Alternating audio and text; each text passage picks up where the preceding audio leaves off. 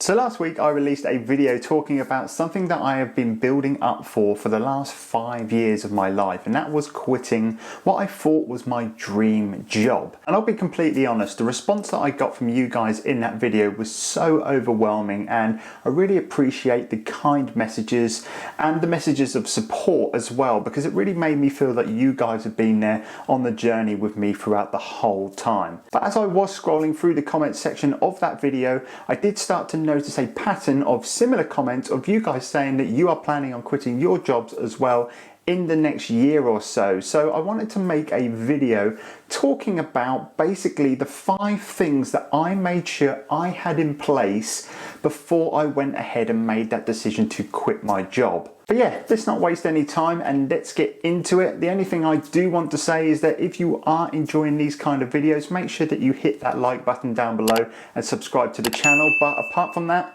let's talk about the 5 things that I made sure I got in place. Okay, so the first thing that I did, and this is important to do whether you are leaving a job to run a business or whether you're just happy in your normal 9-to-5 job, and that is having a rainy day fund. And basically, for those that do not know what this is, it's basically 3 months worth of your bills in a separate bank account. So let's say your outgoings for the month is £1,000. You need to have £3,000 in a separate bank account that you do not touch until a rainy day, so a bad day. So for me, what would actually have to happen is all of the business models that I run at the moment, the income streams, would all have to completely fail to the point where I then have to start dipping out of that backup fund. And basically the reason why it's 3 months is because that then gives me a 3-month buffer to be able to, number 1, turn things around with my business, or number 2, even maybe going back and get another job. So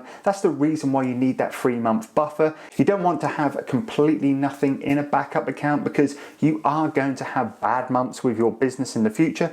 I certainly know it with mine, and I know it happens to everyone, no matter how good or bad they are with business, they are going to have low months. The second thing that I'm going to talk about that I have really focused on in the last 2 years, and focusing on this will actually probably make sure that you never have to go to option 1 and dip into that rainy fund account, and that is building multiple streams of income. Now, if you follow me, you know that I talk about this a lot on this YouTube channel. I have just released a video detailing every single one of my income streams. I'll leave that video up there for you to go and check out maybe after this video.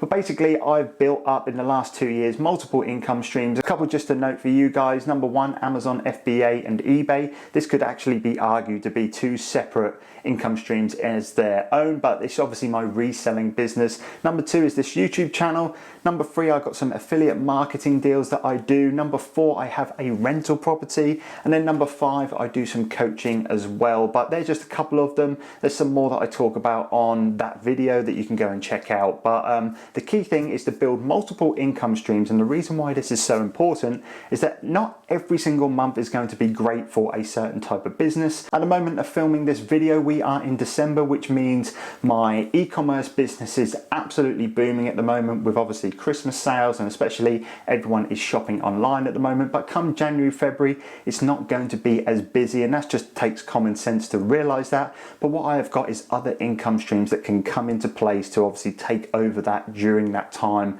of it being low. And that's the real importance of building multiple income streams. Number 1, to be diverse and safe, and then number 2 is obviously when things are lower on another income stream, you can really thrive on something else that maybe is doing a bit better during that time. Step number 3, and this is something that I've been working on especially in the last year, and that is getting rid of all my unwanted direct debits. Now, the reason why I said unwanted is because there is some direct debits that you have that you pretty much can't avoid. Number 1 being a mortgage, if you have one, rental on a house that you're living in. The other thing is a car payment, albeit if it's a reasonable car. If you're paying £600-700 a month for a car, then it may be worth looking at a cheaper one when you're first starting out with business. But obviously you can't avoid that sometimes.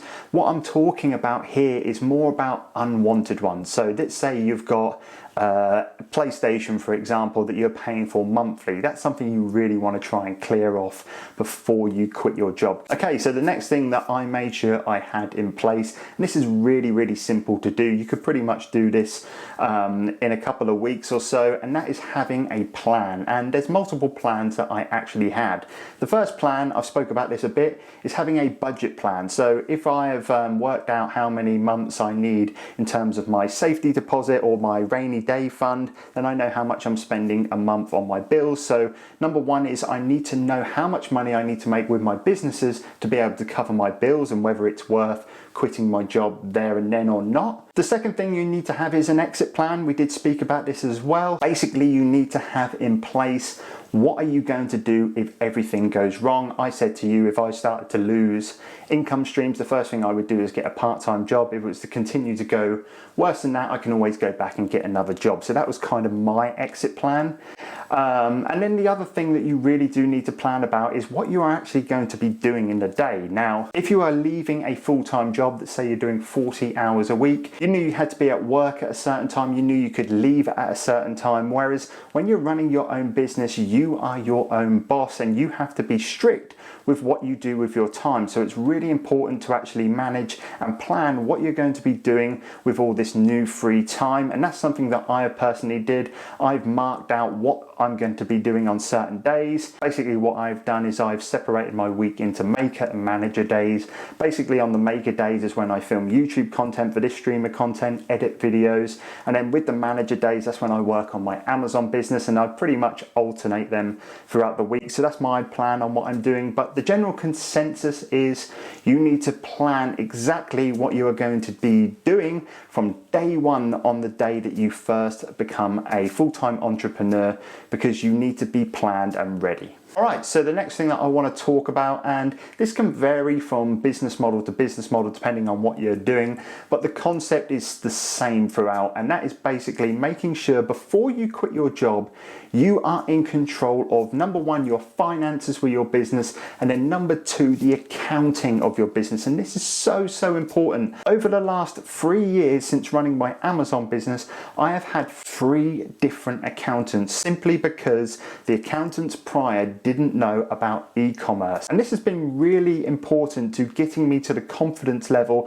of being able to quit my job, because now that I have what I think is a good accountant, I actually feel in control of my business. I know how much I can pay myself each month because everything is being worked out properly. I know how much I need to set aside for tax and VAT in the future.